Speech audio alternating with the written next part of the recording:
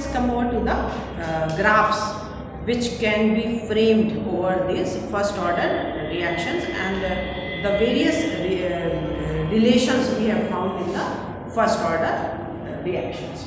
So first of all, let's come to this relation rate is equal to K. We have just studied this. So if we see this minute, if you find that it is a equation for a straight line, y is equal to mx plus c. Place 0 over here. So c is this 0. The slope being given by k.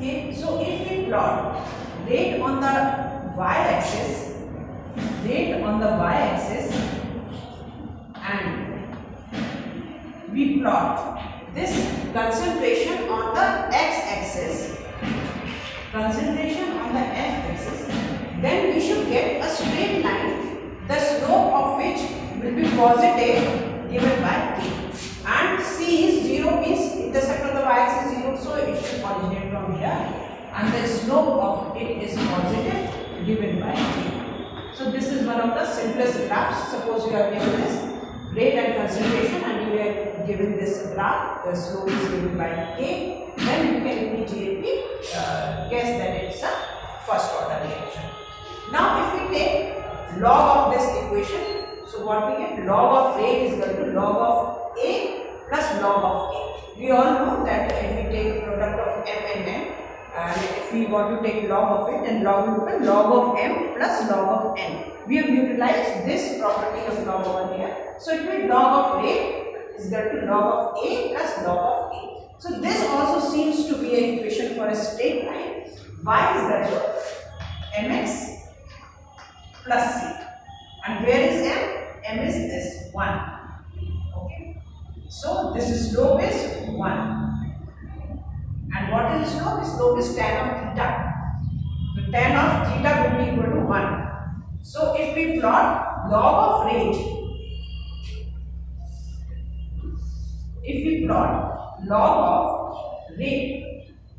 against log of concentration x, log of concentration on the x-axis, then we will get a straight line, the slope of which is given by 1, means the angle should be almost 45 degree. Tan of 45 is 1. And the intercept on the y-axis c will be how much? Will be equal to log of k. Means it should be like this. This will be given by log of k. This is intercept on the y-axis, and the slope will be equal to is 1. Tan of theta should be equal to 1. Slope is tan theta. So this should be equal to 1. So this is your another graph. Suppose it is given by this log of rate is plotted against log of concentration and the intercept of the y-axis is given to be log of k. Then you can immediately guess that it must be a graph for a first order. Now let's come to this equation. This equation we have just derived when we are studying the first order reaction. The log natural a is equal to minus kt plus log natural a rho. So this is also equation for a straight line. Y is equal to mx plus, here m is minus of k. So if we plot log natural a against time, axis time, then we should get a straight line, the slope of which is negative given by the magnitude k, and the intercept on the y-axis being equal to log natural a. So come on, let's plot a graph for this also. We are plotting it log natural a against time. Log natural a on the y-axis and time on the x-axis. Then we will get a straight line with a negative slope. It will be somewhat like this. Negative slope. The slope is how much? The slope is given by minus of k. And this intercept on the y-axis being given by log natural a. So this will be our log natural a. This is the intercept on the y-axis C, and this is equal to log natural A. Here I would like to tell you one more thing, that log natural is always equal to 2.303 multiplied by log base 10. So if we are converting it to log base 10, because a graph can be given in that fashion also. So it will be 2.303 log of A is equal to minus kb plus 2.303 log of A naught. So if we divide it by this whole equation by 2.303, it will become log of A is equal to minus kb upon 2.303 plus log of A.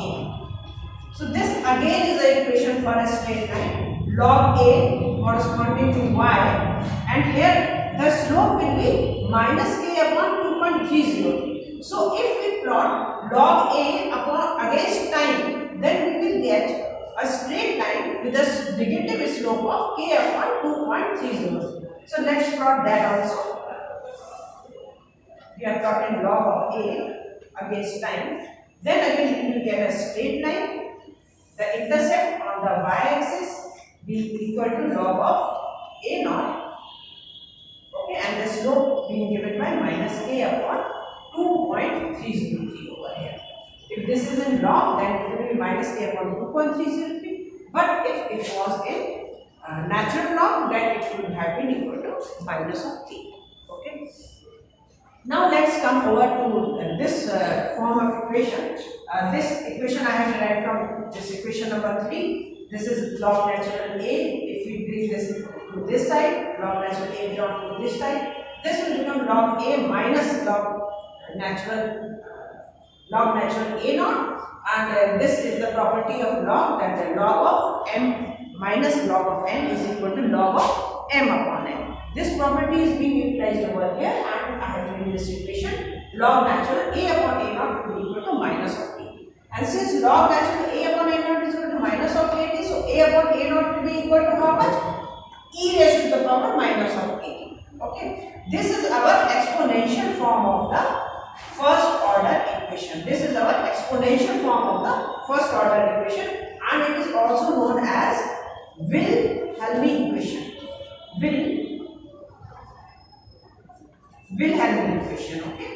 This is known as Wilhelmy relation or Wilhelmy equation, and it is the exponential form of the first order equation. So a graph can be made for this also, and it will be somewhat like this. The concentration of A will decrease with time exponentially. Okay, the concentration, if we plot again concentration and the time, then we will have a graph. The concentration of A will decrease exponentially, and it will never meet this time graph. I will just tell you why.